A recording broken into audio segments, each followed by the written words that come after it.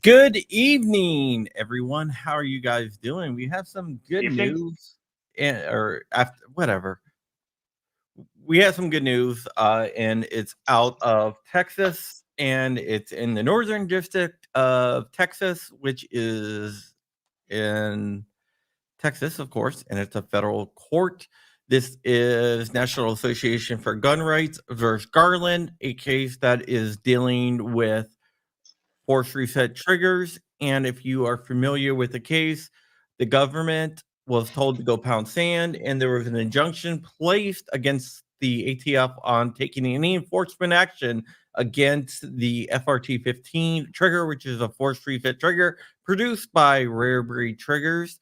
And that was a very good ruling. Wait, and they said you had to give them back and notify everybody that they're not illegal. Yeah, within 30 days. The ATF tried to file for an administrative stay, a pending appeal on this, saying that that the judge's decision would be stayed until they have a chance to appeal. They have now been told to go pound sand, that there will be no stay. So the too long didn't read is that there will be no stay against the judge's ruling in the case, and we are going to go ahead and look over it. It is a 16-page decision, so it's not that long. So let's go ahead and bring it up, and I will also paste it out in the live chat, so anybody wants to bring it up, they can do that as well. So here we go. The National Association for Gun Rights, better known as NAGR, versus Garland. So let's just go ahead and jump into the order. Before the court are defendants' motion to stay the judgment pending appeal, a brief in support filed August 1st, plaintiff's response and appendix filed, blah, blah, blah, August 9, 2023. Having considered the motion and briefing and applicable law, the court finds the motion should be and is hereby denied. Junk slammed in door. The court also extends the deadline for compliance, that's what I was wondering about, with the affirmative obligations imposed on defendants by 6 months and must be met by February 22, 2025. So yeah, basically what they were saying is that they had to return everything within 30 days. The ATF argued that that is impossible, and the judge is now giving them 6 months. But they wanted the whole entire rule stay because of that. Wow. At this stage, the facts of this case are well known, and the court will not repeat them at length here. Because of this, the court only recounts background information necessary to understand the contextualized and pending motion. Plaintiffs comprise of both individuals and organizations. Plaintiffs Patrick Carey, Travis Spiegel, and James J.R. Wheeler are 3 individual citizens located in the Texas-Louisiana area. The individual plaintiffs individual plaintiffs has owned, currently owns, and or plans to own FRTs in the future. Plaintiffs also include two organizations, Nagger and Texas Gun Rights. Nagger and Tagger, with thousands of members in the Northern District of Texas, the organizational plaintiffs. On August 30th, 2023, the court granted temporary restraining order TRO to the individual plaintiffs, finding that the ATF expanded definition of machine gun is likely unlawful. The TRO enjoined defendants from implementing or enforcing any civil or criminal manner. The definition against the individual plaintiffs, the TRO, was narrow in scope, limiting temporary injunctive relief to the individual plaintiffs. Due to agreed extensions, the TRO remained in place through October 7th, 2023. On October 2, 2023, the court conducted an evidentiary hearing to determine whether the TRO should extend through the life of the case. Each party was permitted an expert witness to testify about the mechanics of FRTs. Notably, hearing made clear that there are no factual disputes regarding how FRTs work. Instead, the hearing confirmed that the parties' dispute enters entirely on legal question. Whether the FRTs qualify as machine guns under statutory definition, plaintiffs' expert testified that FRTs do not exhibit the attributes of a machine gun. Is that Rick Vasquez? Yes. Okay. As described by the statute, defendants' expert, on the other hand, testified that FRTs do not exhibit those attributes. This live testimony mirrored the positions these same experts proffered during a two-day hearing in the Eastern District of New York lawsuit. After hearing live testimony and reviewing the briefing, the court granted plaintiffs' motion for preliminary injunction on October 7th, 2023. Defendants appealed 30 days later pursuant to blah simultaneous to filing interlocutory appeal. Defendants moved for a stay of the preliminary injunction pending the appeal to meet the defendants' request for a ruling within 10 days. The court ordered expediting briefing, finding defendants failed to show that circumstances justified a stay or preliminary injunction. The court declined to do so. The next day, defendants asked Fifth Circuit Court to enter an emergency stay until such time that the panel could evaluate the merits of the preliminary injunction. The Fifth Circuit denied this request. Between the issuance of the preliminary injunction on October 7th, 2023, and the 5th, scrolling down,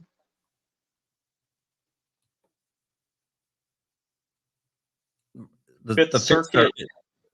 deciding not to stay relief on November 30th, 2023, the Supreme Court granted certiorari in Garland v. Cargill. The question for the Supreme Court in Cargill was whether a bump stock is a machine gun as defined by PLA. The same day plaintiffs sought summary judgment in case defendants similarly moved for summary judgment approximately 1 month later. Although briefing on the cross motions for summary judgment closed January 12, 2024, court waited to consider these motions until the Supreme Court's guidance in Cargill.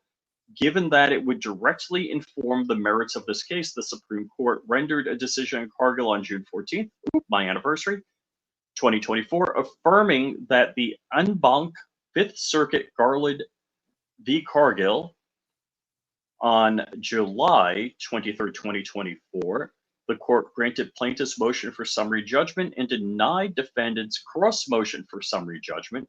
The court entered final judgment on July 2024. On August 1st, 2024, defendants sought a stay of relief awarded to plaintiffs. The motion is now ripe for the court's consideration following the filing of plaintiff's response and defendant's reply. Legal standard. While an appeal is pending from an interlocutory order that grants an injunction, the court may suspend an injunction on terms that secure the opposing party's rights, blah, bear a heavy burden, blah, scroll down. In determining whether to grant a stay of pending appeal, the court considers whether the stay applicant has made a strong showing that he is likely to succeed on the merits, whether the applicant will be irreparably injured absent a stay, whether an issuance of a stay will substantially injure other parties interested in the proceeding, where the public interest lies. Of these, the first two factors are the most critical. The party requesting the stay bears the burden showing that the circumstances justify an exercise of the court's discretion. A stay is not a matter of right, even if irreparable injury might otherwise result, but it is instead an exercise of judicial discretion, and that property issue is dependent upon circumstances of the particular case. A court must thoughtfully consider the factors, because a stay is an intrusion into an ordinary process of administration and judicial review, campaign for blah. Additionally, federal district courts possess the inherent power to control proceedings in their courts, while the exact boundaries of the district's court inherent power have not been explicitly delineated. The exercise of an inherent power must be a reasonable response to the problems and needs confronting the court's fair administration of justice. The power to stay any part of a case or even the entire proceeding is incidental to a court's power to dispose of cases to promote fair and efficient adjudication. Blah, the court discretion to manage the document. I don't know that anybody cares about all of this. Let's keep going. Analysis. This is the good part. Defendants respectfully, so defendants, the ATF, respectfully request that the court enter a stay pending appeal, or at minimum stay those aspects of the final judgment that impose affirmative obligations on the ATF to return certain FRT devices to an individual, remedial notices, and extend injunctive relief to unidentified individuals and entities. The court considers the motion in two parts, beginning with whether to stay the entire final judgment and turning to the implicit question of whether to amend the deadline to comply with the affirmative obligations. Applying the four well-established factors here and considering the arguments raised by the parties, the court determines that defendants have not met their burden to show the court should exercise judicial discretion to stay the entire final judgment pending appeal in this particular case. All right, That's it. we're going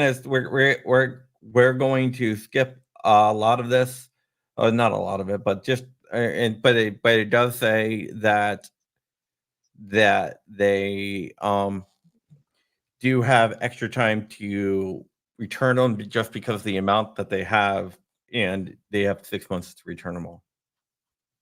And trust me, they're going to take all 6 months.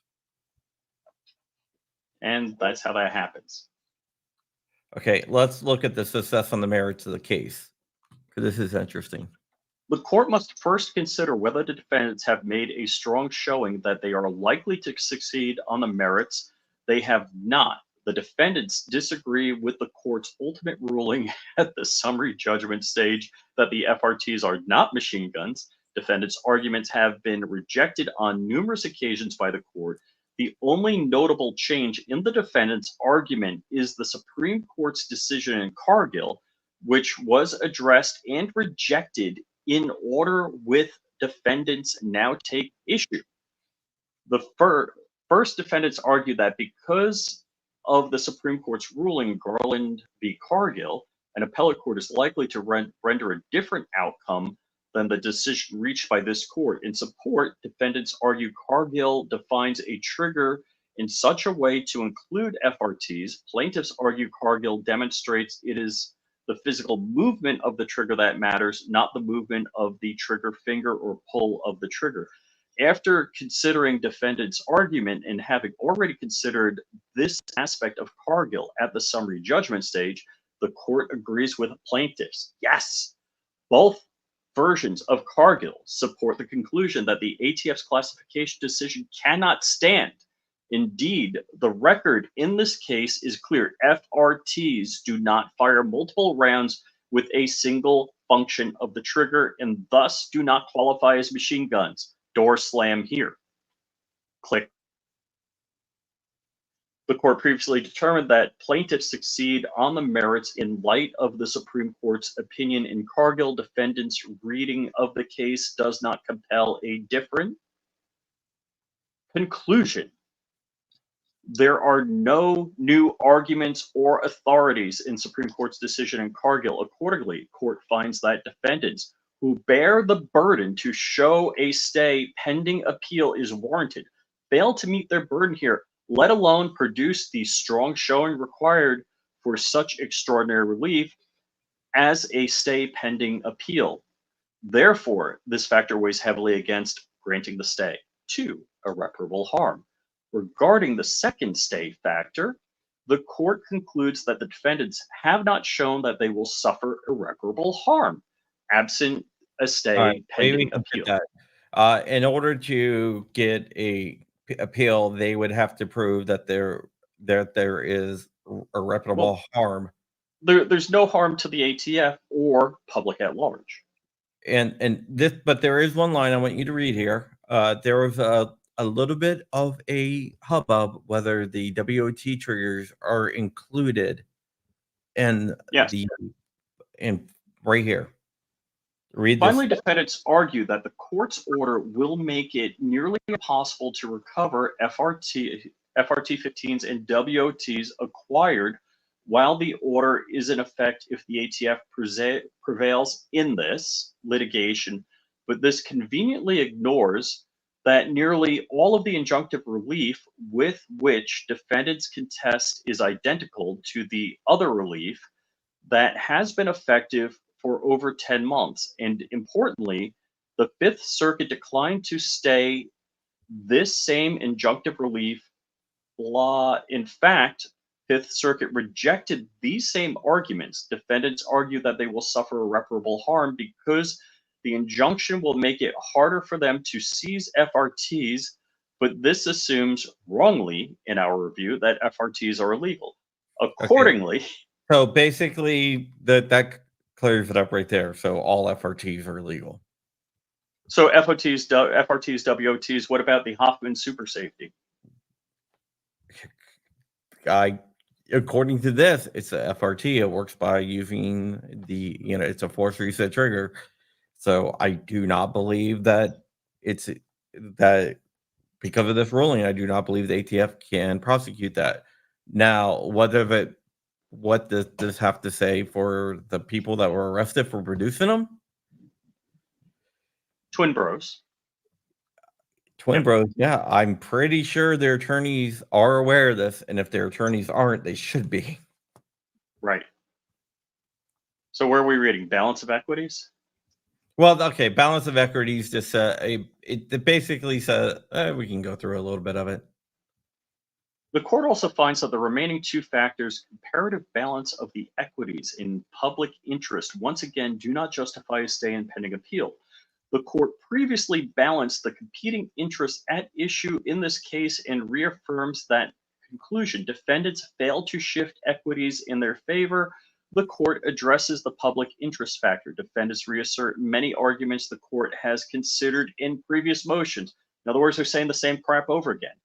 These arguments, once again, do not tip the public interest factors in their favor. Defendants concentrate on the potential harm the public will face absent a stay. For instance, defendants state the ATF has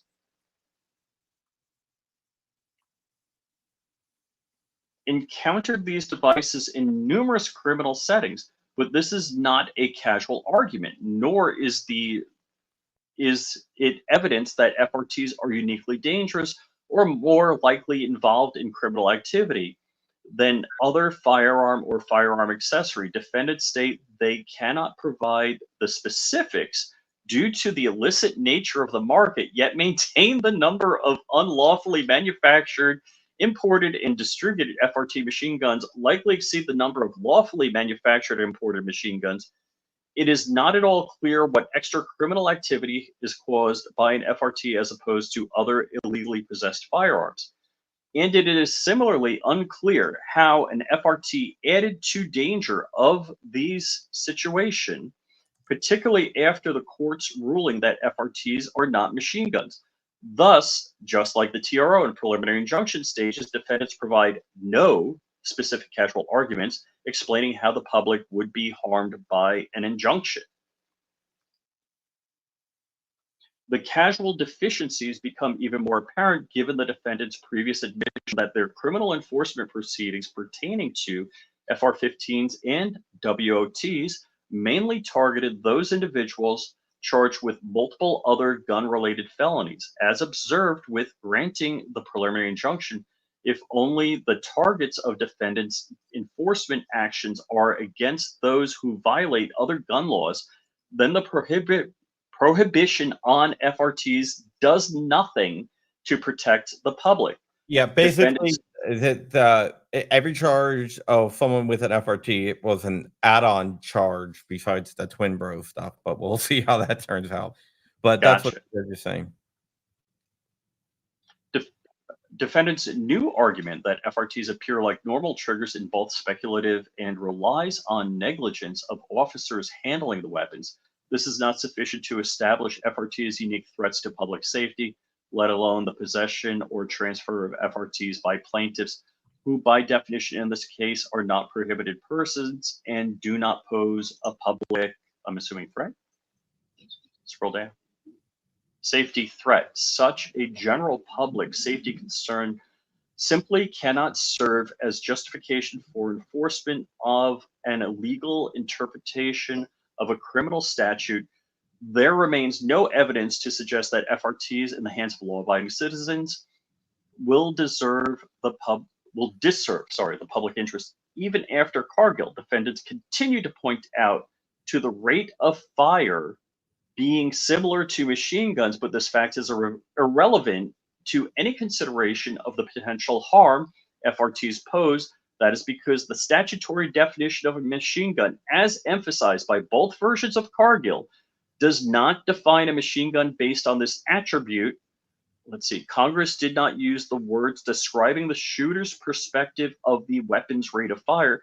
Instead, it made up an entirely new phrase by single function of the trigger that specifically pertains to the mechanics of a firearm. Congress did not write a statutory definition of machine gun keyed on when a firing sequence begins and ends. Section blah asks only whether a weapon fires more than one shot by a single function of the trigger.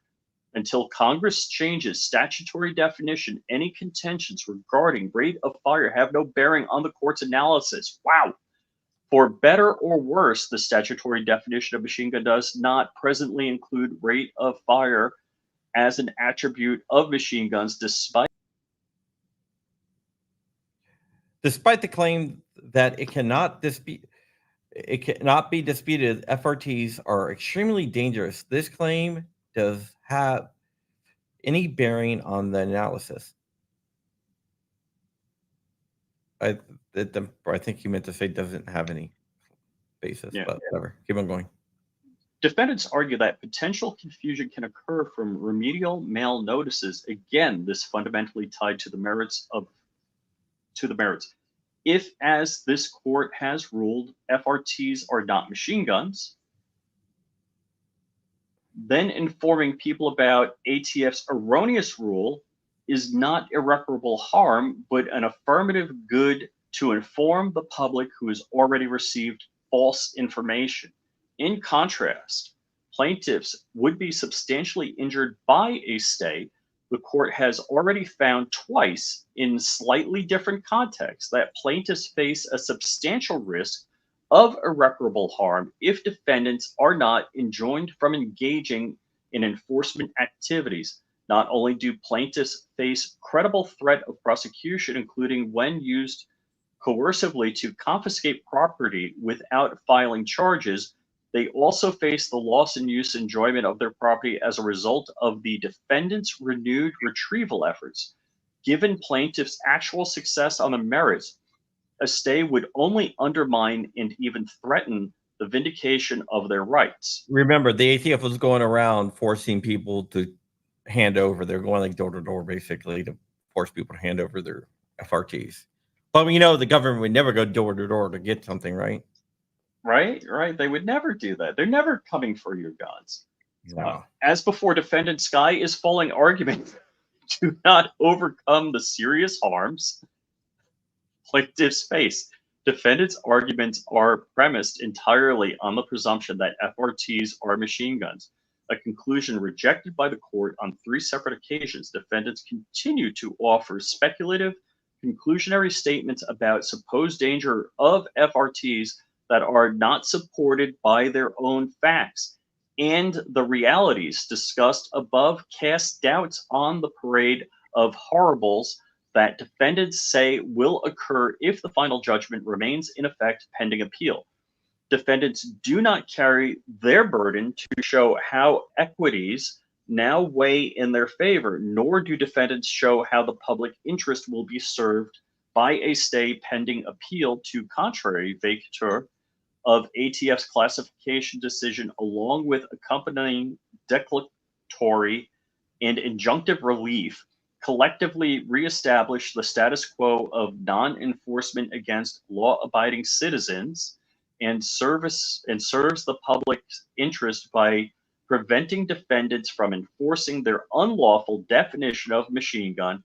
For these reasons, the final 2 factors also weigh against the stay. Affirmative obligations. Unlike earlier relief awarded to plaintiffs, the court's final judgment ordered the ATF to comply with 2 affirmative obligations to return to all parties, including manufacturers, distributors, resellers, and individuals, all FRTs and FRT components confiscated or seized pursuant to their unlawful classification within 30 days of decision, and to mail remedial notices correcting their prior mailing campaign, and warned suspect FRT owners that possession of FRTs and FRT components was purportedly illegal. For the same reasons discussed above, defendants do not carry the burden of the court to exercise judicial discretion to stay the final judgment pending appeal in the particular case law. Nonetheless, defendants have identified a number of practical considerations as it relates to the timeline to comply with the affirmative obligations. First, ATF does not know the identities of organizational plaintiffs' claimed members, let alone which of those members is entitled to return of their FRT devices. Additionally, plaintiffs are unaware of some members who are eligible to the return of their FRTs.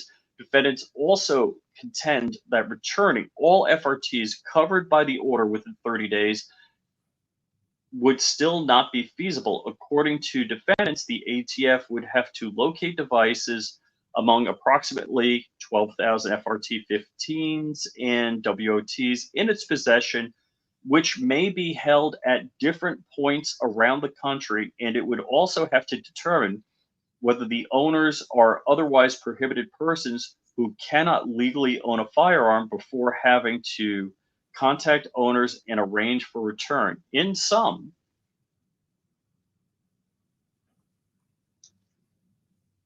the ATF claims it is not able to comply with the court's order within 30 days, in other words, August 22nd.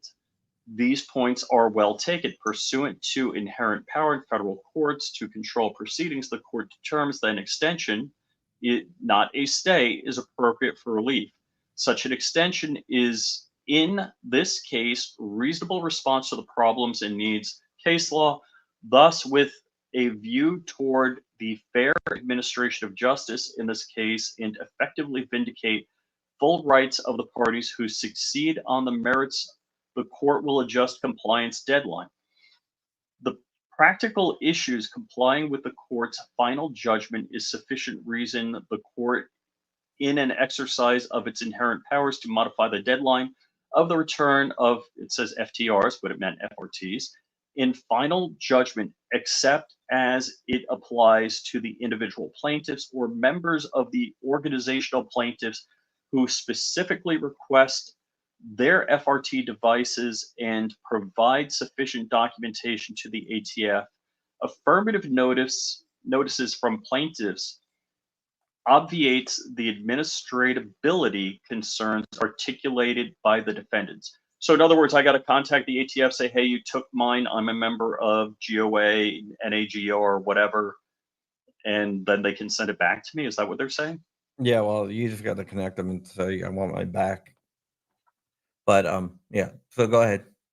For the foregoing reasons, the court denies defendants' motion to stay judgment pending appeal. The court grants defendants an additional 6 months to comply with the affirmative obligation, which shall be, in all bold caps, completed by February 22nd, 2025. This extension does not apply to individual plaintiffs or members of the organizational plaintiffs who specifically request return of their FRT devices and provide sufficient documentation to the ATF. ATF shall return those devices as soon as practicable following the specific request. So ordered. If you're an organization member of NAGR, you get yours back. They don't have the extension, but for everyone else, they got an extension.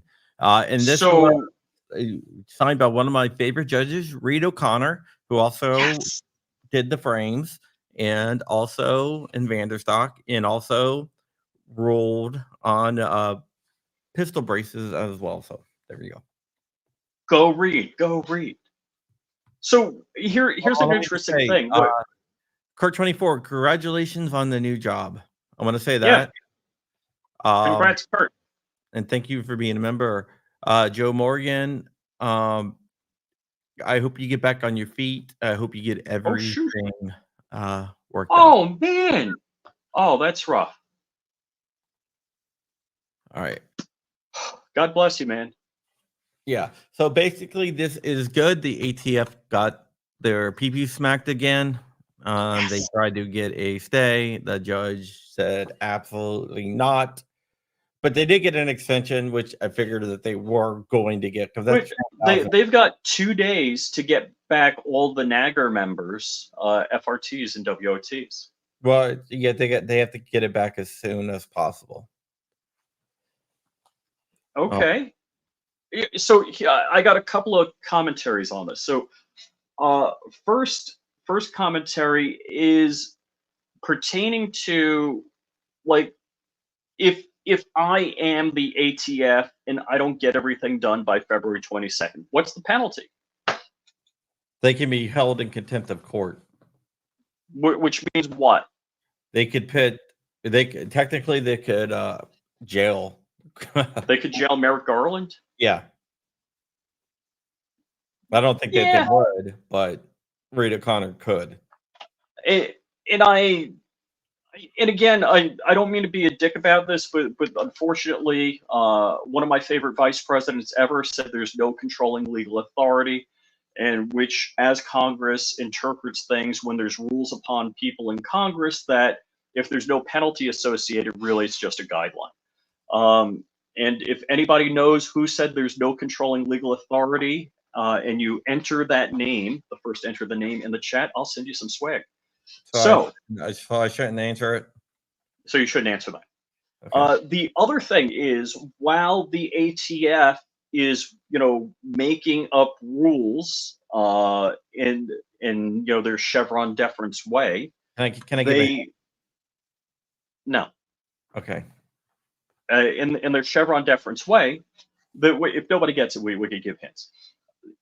They're like, well, what is the surface area of a brace to be so it complies? So like, well, we can't tell you that because then you would, work around it. It's like, oh, so I'm guilty of a crime, but there's no specification of what the crime is to be guilty of. What does that have to do with force reset triggers? So what it has to do with force reset triggers is the ATF is put on the other side of this. It's like, the Reed O'Connor saying return them. They're like, but we're not sure how to return them. It's like, return them, damn it. If they had enough information to take them, we got a winner. Woo! Winner, winner, chicken dinner. Send me a message on Instagrams. Flying Rich _official, and I'll send you some swag from this weekend. Oh, Al Gore, FF Michael, firefighter Michael. You were the first one. Yeah, Al Gore was caught making campaign finance calls from his political office, Yeah, which that's is illegal. yeah. And when But questioned we're not upon talking that, about Al Gore. We're talking about force reset triggers. okay, Stay on topic. so Yeah. Okay. So uh, basically, what I think, the ATF was able to, was able to find all these people to go door to door to collect them. They should be able to return them just as fast. And it took them yes. 6 months to go around and collect them all. All right. So one further question. I know they wheeled hand trucks full of WOTs out of 3 locations at Big Daddy Unlimited. Being that Big Daddy Unlimited does not exist as we know it, what do they do with those?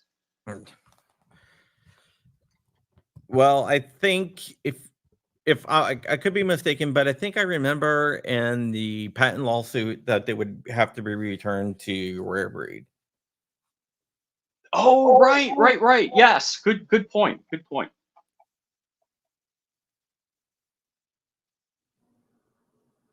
Yep. Oh, Safety Harbor. So Walt says they can return them the same way they took them, in person. I know who FF Michael is, so I'll hook you up. Okay, good. I just got a text. I'm not sure if he wants me to say who he is, but he is kind of a big deal in the Oh gun. yeah, cool. Yeah. Yeah. And, he's a gun rights advocate. Let's just put it that way. So let's just say in summary here, the ATF didn't like the its temporary restraining order, TRO. No, this is a permanent, like an injunction. Oh, an injunction. So the Yeah. ATF didn't You like can the buy them injunction. So the case is still going to court, but until in then, Florida. FRTs what do you are. say in Florida? One car fast wanted to know about the AUG FRT update. I said Rich is in Florida and he's not allowed to install an enhanced trigger under Florida law. Correct. And again, that's another case that hasn't been proved or tested. But Yeah, it might be um, another. It might be an asset sell off too. I don't know. I have to read up. Right. I thought they had to turn over any offending products to Rare Breed, but I could be mistaken on that. gotcha. So very cool, very cool. And so going through the history of this case, the um, the case has not hit court yet, but NAGR has gotten a permanent injunction against this rule. So basically, it's kind of like the It pre-case. no. It hasn't hit the circuit court yet. The district court's done. They Okay, got so the district court. motion So it's for awaiting summary an judgment appeal. Okay. in the district court. Yeah. And So so the ATF was saying, hey, while it's waiting appeal, can we just yeah, enforce the rule? yeah. They asked Judge Reed O'Connor to stay his own decision. What I think that they're going to do now is they're going to go to the circuit court and ask the circuit court to stay the decision until it can be heard. I don't think they're going to be successful with that. So there's a couple of reasons. One, Chevron, the basically government got their junk slammed in the door Well, on Chevron Chevron. doesn't exist anymore. Yeah, Right. Chevron's gone. So basically the ATF can't make up new rules which work as law without law. They can't do that. They can't say, oh, we're redefining what a machine gun is. No, there's a law about that. You can't do that. And so that's Chevron, that's out the door. And then the bump stock decision also weighs heavy in this case. It's like, really? Yeah, that's not a machine gun either. Yeah. Brennan says, I think the super safety is mechanically different enough that it will require its own litigation because the ATF will not act in good faith. And I 100% agree with you. That's why I Right. said it's up to the safe, the Twin Bros Hmm. lawyers Hmm. to do that. Direct D says, let me know when the Second Amendment actually means something. I got a felony over Ooh. 10 years ago and I don't have a right to defend myself. The Second Amendment is a privilege, not a right. The Second Amendment is a restraint on the government. The government has Right. been overlooking that. If you Yeah. are a felon and once you serve your time and once you get out, you should have all rights restored, including your gun rights. And hopefully In one day that will be the case. in my opinion on that is like, hey, if you're a danger to society, you should be in jail. If you're not in jail, you're a citizen and you should have all your damn rights. You served your time, you did whatever, you're out now, you should have your rights back. Yes. And you shouldn't have to go through some damn process of trying to get your restoration of rights. It should be automatic. Once you walk out of that prison, you should have all rights back. So I don't know if you're familiar with DLD After Dark, but Dark phrases it in a certain way that when you're in jail, prison, you're separated from your property, and when you're released from prison, you're reunited with your property and your rights. Yeah, And that's that's how amazing. I, But the Twin Bros thing, I think they're gonna make Twin Bros fight this, even though of that. course, they will. But yeah, but But we'll this is, I always talk about the ATF. It's kind of like motor vehicle hates cars. How would you have a Department of Motor Vehicle that hates cars and makes things difficult for you? Whereas the ATF should just make sure everybody is doing the right thing, but ATF in shouldn't exist. ATF shouldn't exist. Amen. That may full stop there. ATF should not Yeah, exist. Full stop. There's no reason for the ATF to exist. Abolish correct. the ATF, as my kids would say. Ooh, and that's what my shirt says: "Save a pup, abolish the ATF." Yeah. My kid has a mouse pad on his desk. My 11-year-old has a mouse pad on his desk that says abolish the ATF. My 7-year-old has a stuffed puppy that says save a pup, abolish the ATF.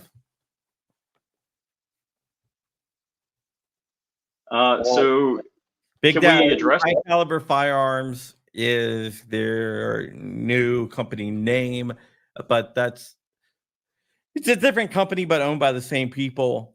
So technically, they're not allowed to take anything because everything else is being liquidated. Whether they do or not, who knows? We'll have to see. I would not be surprised if they try to do something sneaky, but yeah, companies do stuff sneaky all the time. Yeah, Yep. pretty much.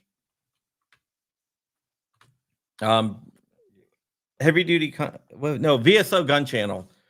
He did a good video on the whole entire thing where he broke everything up and did. So It's if you funny. I want watched to, that this morning. yeah, if you want to watch about what's going on with BDU, I heavily recommend the VSO Gun Channels, a breakdown of it. It's really good. But yeah, that is it. This is another victory for us. We keep on winning. They're winning. And Oh no. you're gonna be winning so much, you're gonna be tired of winning. Right. Right. Or winning You're the ATF. channeling Donald Trump. What's that mean, Crumpy? Nothing. Absolutely nothing. I'm voting against Kamala by voting for Trump. If that makes any sense. But yeah, Oh, Night Strike. What up? ran into one of your buddies there. I just want to say that it was good meeting everyone that made it out to goals this weekend. I met a Yes. lot of people. I had to sign autographs, which was weird. Really? Cool. Yeah, I signed like 8 shirts, which was unusual. Wow, I should have walked around with you. I would have gotten recognized. I was meeting with a lot of different people. When I go to stuff like that, I wish I could have fun, but it's more of meeting. Yeah, Got it's funny. I kind of recapped in my brain. I'm like, I barely saw Dark. I barely saw Crump. I roomed with Chris from the 740, and I barely saw him. yeah. Walter Keller and I walked around a lot together, but we squirreled and went different directions a lot. No, I mean, yeah, I had meetings. Like I met with Pete Brownell, which was kind of cool. Oh, cool. Pete's a good guy. I like him. Went out to dinner with uh, the Lieutenant Governor of North Carolina, Mark Robinson. Just had a lot of meetings and stuff like that. Got a new sponsor coming in. Oh, cool. So we are doing the Turkesterone. Good to know. And no, it's not testosterone, but Rich is the producer, so there you go. But yeah, but we're gonna do a full recap at 5 o'clock on John Crump Live. If we wants to tune in, we'll have that done. Yeah, so we're just gonna recap goals. Yay! And we're gonna have Luis Yeah, I on the hope so. show. I gotta verify it one more time just to make sure. Oh yeah. Okie doke. Yeah, Cool. yeah. And also I'm working on a couple of pretty goddamn big stories. Woohoo! Like big stories. Sweet. Gotta make some waves, guys. But I've been doing a lot of research on that. But yep, with that, I think we're gonna get out of here. Thank you very much for watching, and another good win, another good day. See ya. Amen.